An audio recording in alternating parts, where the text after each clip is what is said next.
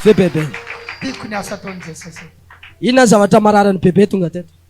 Zany nandritry ny 5 taona sepotra foana. Sepotra foana 5 taona. Dia miditra hôpitaly aho zany. Dia 2 volana tao amin'ny hôpitaly atsimo foana dia sitomana rano tao an-damosy.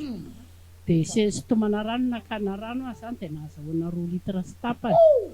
Dia zao indray izy miverina indray izy tamin'ny teo. Gamba izay ataoko eo amin'ny 2 tokom-bolana eo izay no miverena dia tsy mahay miaina, tsy mahay manino.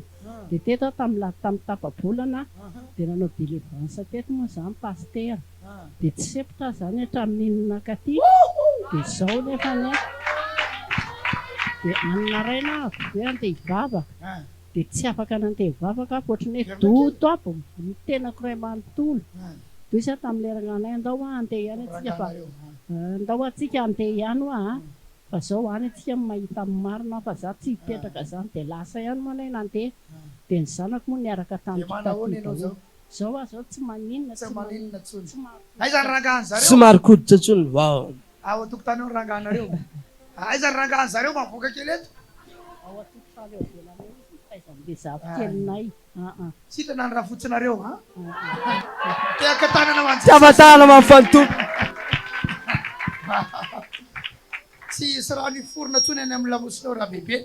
Raiso ny fanafahana amin'ny anaran'i Jesosy. Amen.